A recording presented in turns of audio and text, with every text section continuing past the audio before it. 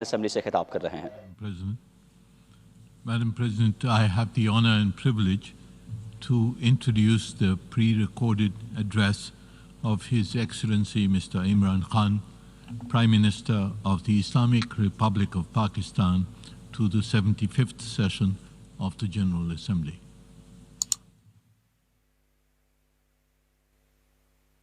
President, Secretary General, Excellencies, ladies and gentlemen, I'm honored to address the United Nations General Assembly once again. I congratulate His Excellency Mr. Volkan Bozkır on his election as the President of the 75th session of the General Assembly.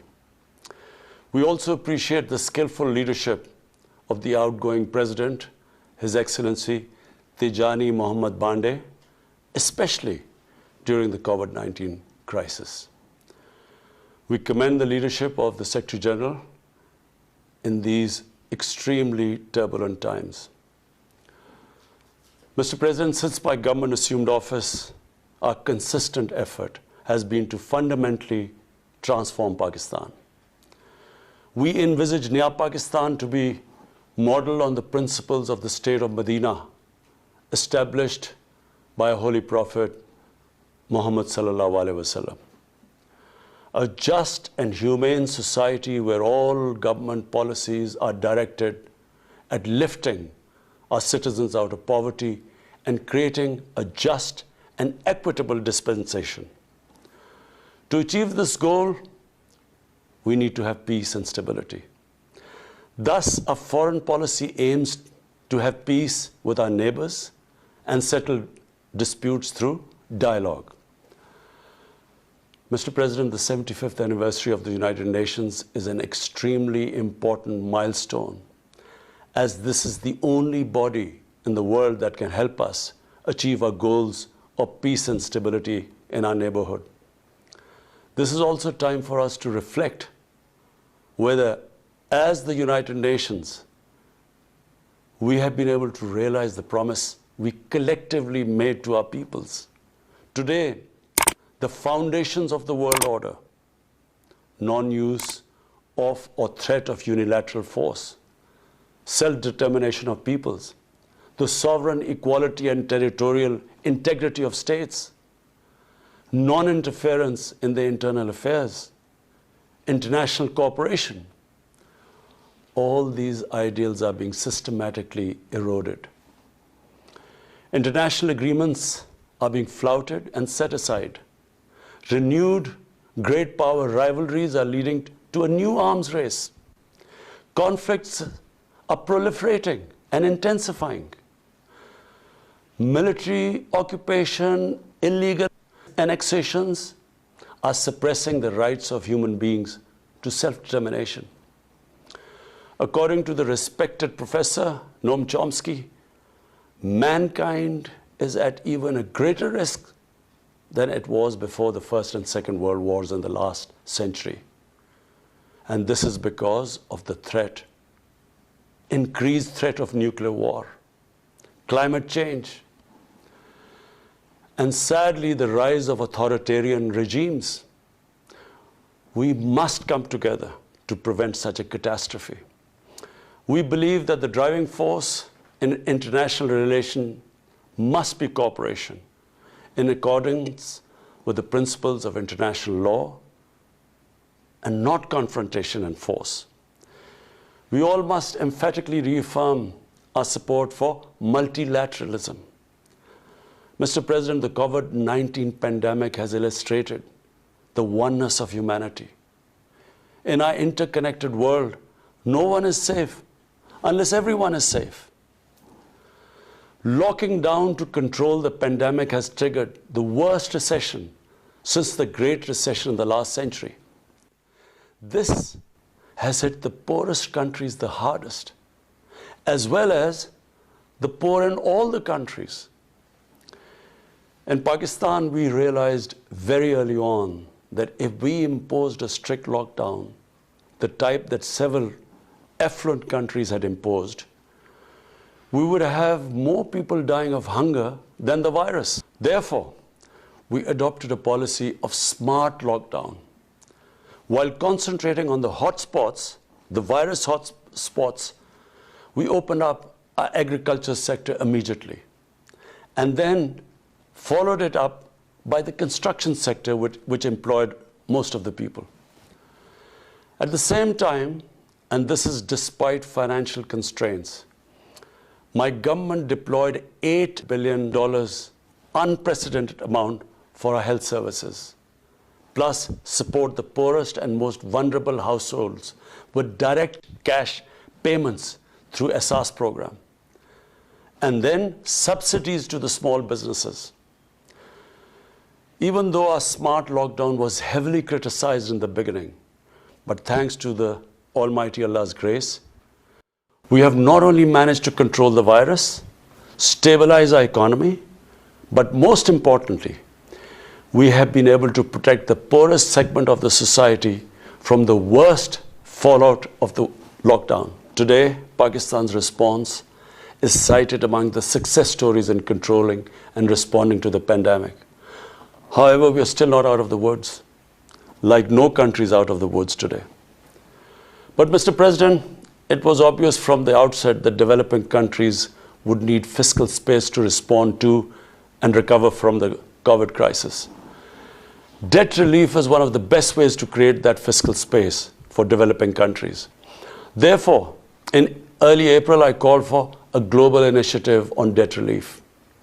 We appreciate the G20's official debt suspension initiative and the emergency and rapid financing offered by the IMF, World Bank, Asian Development Bank, and UN agencies. This, however, is not going to be enough. The IMF has estimated that developing countries will need over $2.5 trillion to respond and recover from the crisis. The official debt suspension will need to be extended and expanded. Additional debt relief measures will also be needed. Development banks should ensure adequate financial inflows. Rich countries have generated over $10 trillion to finance their own response and recovery. They should support the creation of at least $500 billion in new special drawing rights for the developing world. Mr. President, in my address to the General Assembly last year, I had highlighted the tremendous damage that illicit financial flows from developing countries to rich countries and to offshore tax havens cause. This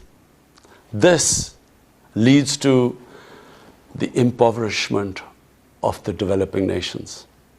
Money that could be used towards human development is siphoned off by corrupt elites. The loss of foreign exchange causes currency depreciation. That in turn leads to inflation and poverty. The quest for getting back these stolen resources is nearly impossible, given the cumbersome procedures. Moreover, the powerful money launderers have access to the best lawyers. And sadly, because they are the beneficiaries, there is a lack of political will in the rich countries to curb this criminal activity.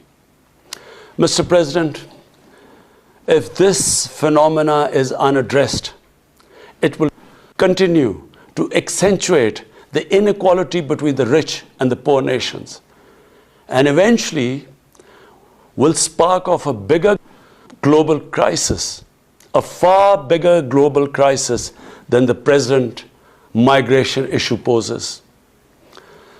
The rich states cannot hold forth on human rights and justice when they provide sanctuary to money launderers, to their looted wealth. There are robust anti-money laundering and anti-terror financing regimes.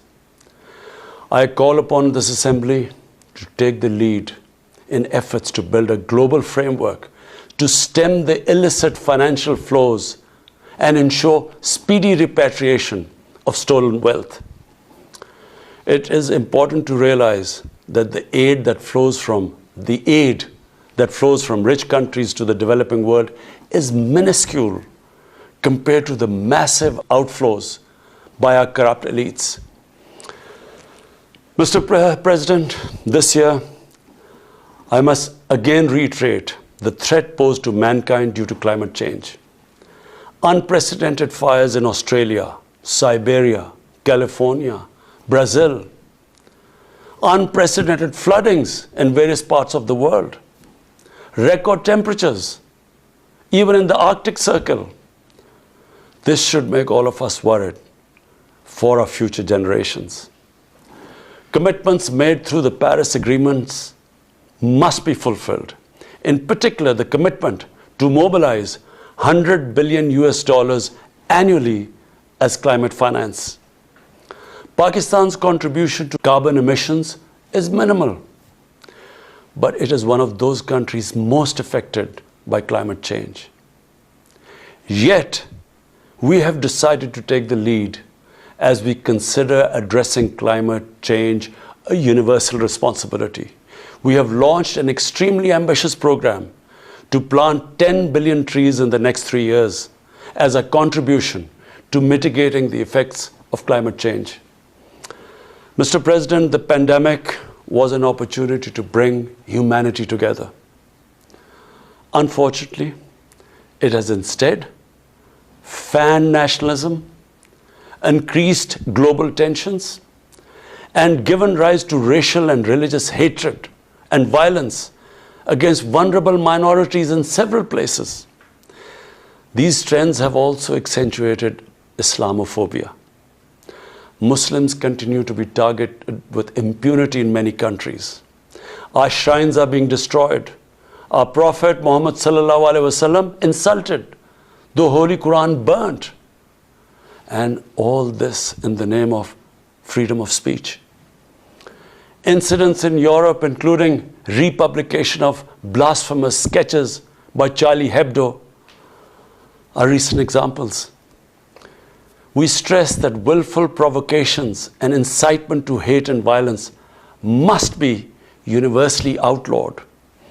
This assembly should declare an international day to combat Islamophobia and build a coalition to fight the scourge that splits humanity.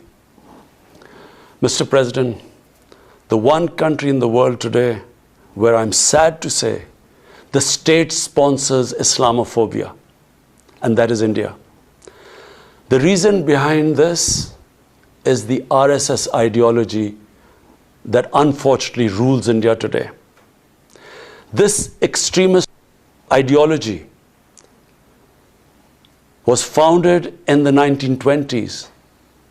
The RSS founding fathers were inspired by the Nazis, and they adopted their concepts of racial purity and supremacy. While the Nazis' hate was directed at the Jews, the RSS directs it towards the Muslims and to a lesser extent, the Christians. They believe that India is exclusively for Hindus and others are not equal citizens. The secularism of Gandhi and Nehru has been replaced by the dream of creating a Hindu Rashtra by subjugating, even cleansing, India's 200 million Muslims and other minorities. In 1992, the RS destroyed the Babri Masjid. In 2002, some 2,000 Muslims were slaughtered in Gujarat, and this was under the watch of Chief Minister Modi. In 2007, over 50 Muslims were burnt alive by RSS arsonists aboard the Samjhauta Express train. In Assam, around 2 million Muslims face the prospects of being arbitrarily stripped of their nationality through the adoption of discriminatory laws. There are reports of large concentration camps being filled by Muslim Indian citizens. Muslims were falsely blamed, vilified, and victimized for spreading the coronavirus. They were denied medical attention on many occasions. Their businesses were boycotted. Cow vigilantes attack and kill Muslims with impunity. Last February, Muslims faced targeted killings with police complicity in New Delhi. Mass registrations in the past have often been a precursor to genocide. For example, the Nuremberg laws in Germany in 1935, and then in 1982 in Myanmar. The Hindutva ideology is said to marginalize almost 300 million human beings, Muslims, Christians, and Sikhs. This is unprecedented in history, and this does not augur well for the future of India. As we all know, that marginalization of human beings leads to their radicalization.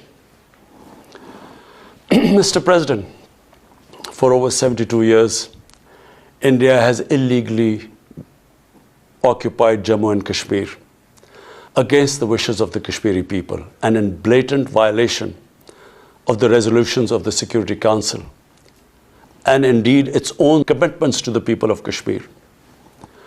On 5th August last year, India illegally and unilaterally sought to change the status of the occupied territories and deployed additional troops, bringing the total number to 900,000, to impose a military siege on 8 million Kashmiris. All Kashmiri political leaders were incarcerated. About 13,000 Kashmiri youth were abducted and thousands tortured. A complete curfew was imposed, accompanied by a total communications blackout. Indian occupation forces have used brute force, including pellet guns against peaceful protesters, imposed collective punishments, including the destruction of entire neighborhoods, and extrajudicially murdered hundreds of innocent young Kashmiris in fake encounters, refusing even to hand over their bodies for burial. The Kashmiri media and those daring to raise their voice are being systematically harassed and intimidated through the use of draconian laws. All of this is well documented in the reports of the United Nations High Commissioner for Human Rights, communications from the Special Rapporteurs of Human Rights Council, statements from human rights and civil society organizations. The international community must investigate these grave violations and prosecute the Indian civil and military personnel involved in state terrorism and serious crimes against humanity being perpetrated, I'm sad to say, with complete impunity. The objective of this brutal campaign is to impose what the RSS-BJP regime has itself called the final solution for Jammu and Kashmir. To this end, the military siege is being followed by moves to change the demographic structure of the occupied territory. This is an attempt to obliterate the distinct Kashmiri identity in order to affect the outcome of a plebiscite envisaged in the UN Security Council resolutions. This action is in violation of the UN Charter, Council resolutions, and international law, particularly the 4th Geneva Convention. Changing demographic structure of occupied territory is a war crime. Mr. President, the brave Kashmiri people will never submit to Indian occupation and oppression. Their struggle is indigenous. They are fighting for a just cause, and generation after generation have laid down their lives to rid themselves of Indian occupation. The government and people of Pakistan are committed to standing by and supporting their Kashmiri brothers and sisters in the legitimate struggle for self-determination. Mr. President, in order to divert attention from its illegal actions and atrocities in Indian-occupied Jammu and Kashmir, India is playing a dangerous game of upping the military ante against Pakistan in a nuclearized environment. Despite constant Indian provocations and ceasefire violations along the line of control and the working boundary, targeting innocent civilians, Pakistan has exercised maximum restraint. We have consistently sensitized the world community about a false flag operation and another ill-conceived misadventure by India. My parents, Mr. President, were born in the colonial India, and I was the first generation that grew up in an independent Pakistan.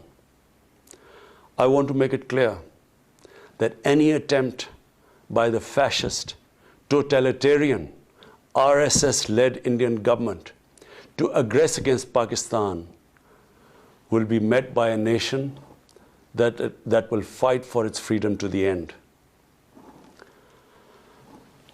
Mr. President, there will be no durable peace and stability in South Asia until the Jammu and Kashmir dispute is resolved on the basis of international legitimacy.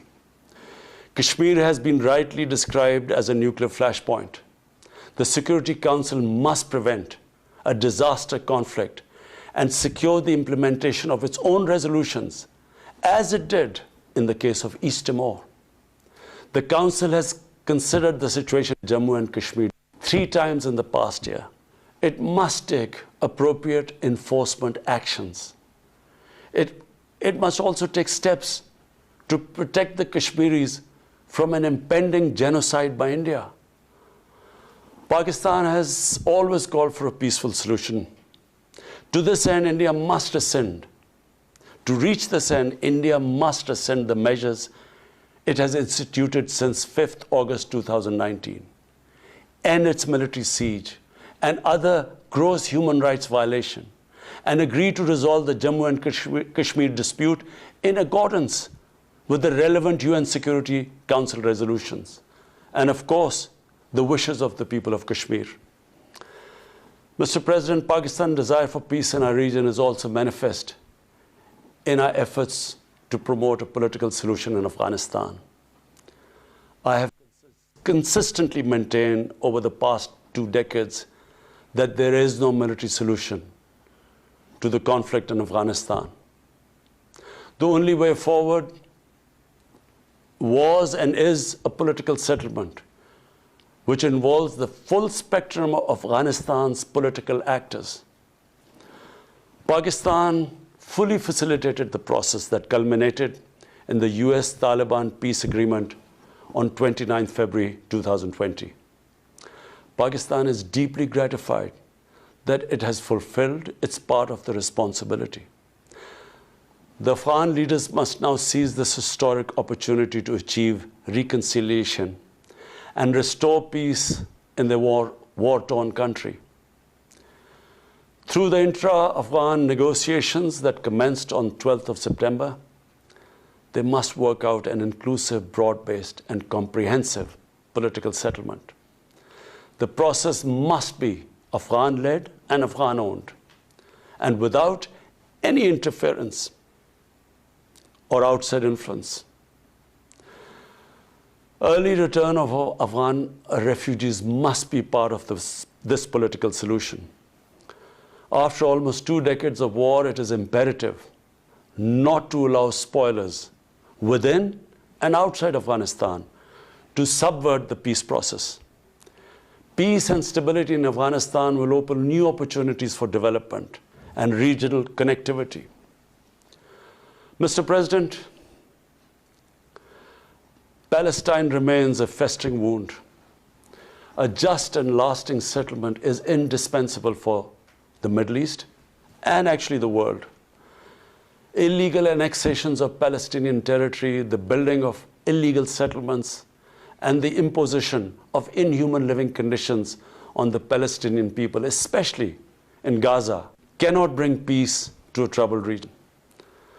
Pakistan continues to support a 2-state solution in line with the UN General Assembly and Security Council resolutions within the international agreed parameters, and they are pre-1967 borders, and Al-Quds, Al-Sharif as the capital of a united, contiguous, and independent Palestinian state.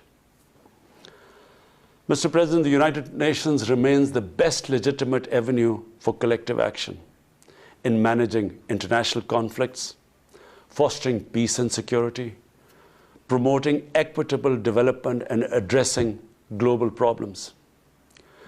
I urge the Secretary General to take the lead in preventing global conflicts. He should convene summit-level meetings to address regional hotspots and resolve outstanding disputes. The United Nations should be made fully responsive to the challenges of our times. A comprehensive reform of the United Nations, including the Security Council, is essential to promote greater democracy, accountability, transparency, and efficiency. Pakistan will continue to participate actively in this process and endeavor with other member states to build a world where conflict is outlawed and equitable prosperity for all pursued in conditions of peace and security. I thank you. वज़ीर आज़म इमरान खान अक़वाम मुत्तहिदा की general assembly के इजलास से खिताब कर रहे थे। आप ये खिताब मुलाहज़ा करवा रहे थे। वज़ीर आज़म इमरान खान ने एक मरतबा फिर पूरी दुनिया के सामने न सिर्फ मसला कश्मीर बल्कि इस्लामोफोबिया के हवाले से भी गुफ्तगू की। वज़ीर आज़म इमरान खान ने कोरोना से निपट